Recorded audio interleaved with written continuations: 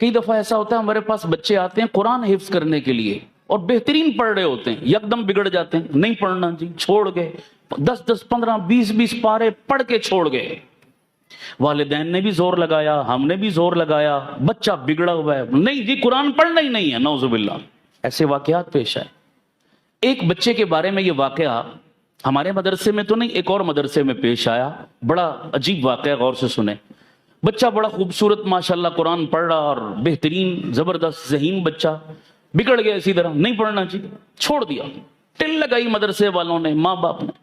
उसने कहा मुझे स्कूल दाखिल करा दो, कहीं और भेज दो, मदरसे मैंने नहीं जाना। ऐसा बिगड़ा कुरान से, या अल्लाह हो गया इसको, इतना कुरान से दूर। उस बच्चे को पकड़ कर वो एक बुजुर्गों के पास, याद रखो ऐसे मसलों का हल किसके पास है? ना नानी के पास, ना दादी के पास, ना चाचे के पास, ना ताए के पास, किसके पास है? ये याद रखा करो। मशवरा कहीं का होता है, हम ले कहीं और से रहे होते हैं। वो जी दादे ने कहा था हमने ये कर दिया, नाने ने कहा था हमने वो कर दिया। दादे नाने इस मामले में मशवरा आपको, वो अथॉरिटी नहीं है, उनकी लाइन नहीं है, जिसकी लाइन है उससे मशवरा लिया करो। तो आओ हमसे पूछो, हम आपको बताएं, कहीं ना कहीं टेक्निकल फॉल्ट आ रहा होता है। अब वो एक बुजुर्गों के पास ले गए, कहा हजरत जी बड़े शौक से हमने दाखिल कराया था, बड़ा प्यारा कुरान पढ़ रहा था, कई पारे हिफ्ज भी कर चुका, पता नहीं समझ नहीं आई हुआ क्या है, बिगड़ गया। वो पहुंच गए, उनकी नजर बड़े दूर तक जाती है ना अल्लाह वालों की। उन्होंने कहा भाई ये बच्चा बाजार की कुछ चीजें खाता है? उन्होंने कहा जी और तो नहीं, जब मदरसे से छुट्टी होती है घर आता है ना, तो रास्ते में कोई बर्गर वाला, रेडी वाला, तो उसके बर्गर इसको बड़े पसंद हैं, तो ये रोज आते जाते वहां से बर्गर खाता है। वो बुजुर्ग फरमाने लगे ऐसा करो 40 दिन तक बाजार की तमाम चीजें इस बच्चे के लिए बंद कर दो, इसकी जो डिमांड हो घर में इसकी वालदा को कहो बना कर दे, बर्गर भी चाहिए ना घर में खिलाओ, बाजार की चीजें मत खिलाओ। और घर में भी जब खाना बनाओ तो खाना हलाल तो हो ही हो, लेकिन हलाल के साथ साथ क्या है, इसकी मां को कहो कि बावुजू होकर खाना बनाया करे। सुभान अल्लाह, इन चीजों का असर कितना है। बावुजू होकर खाना बनाया करे और जिक्र या तिलावत करते हुए खाना बनाया करे। 40 दिन ये नुस्खा इस्तेमाल करो, फिर मुझे बताना असर क्या हुआ। उन्होंने शुरू कर दिया ऐसा जनाब। चंद दिन गुजरे थे, बच्चा खुद ही तैयार हो गया, ले चलो भाई मुझे मदरसे, मुझे मदरसे ले चलो, खुद ही तैयार हो गया। वालिदैन बड़े खुश हुए, गए उन बुजुर्गों के पास, हजरत जी वाकई आपका नुस्खा तो बड़ा काम कर गया, इसमें राज क्या था?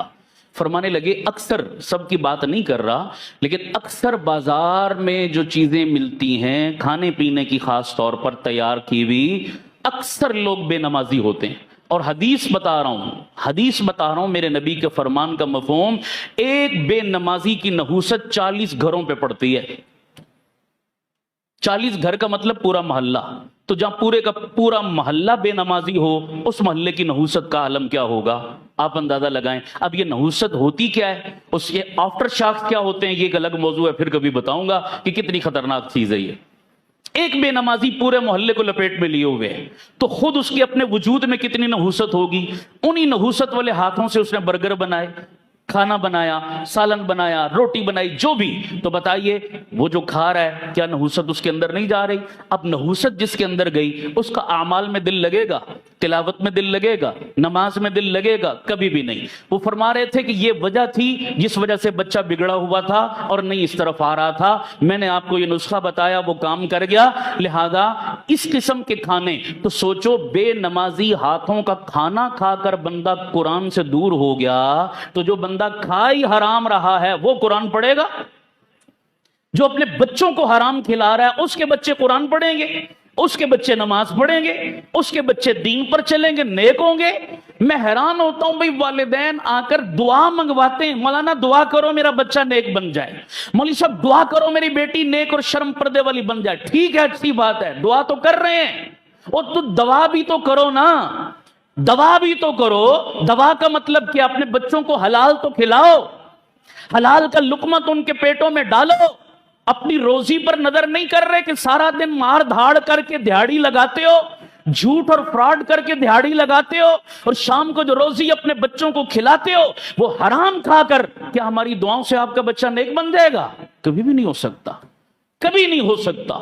हलाल खिलाओ, फिर देखो कि आपसे पहले आपका बच्चा दौड़कर मस्जिद में आएगा।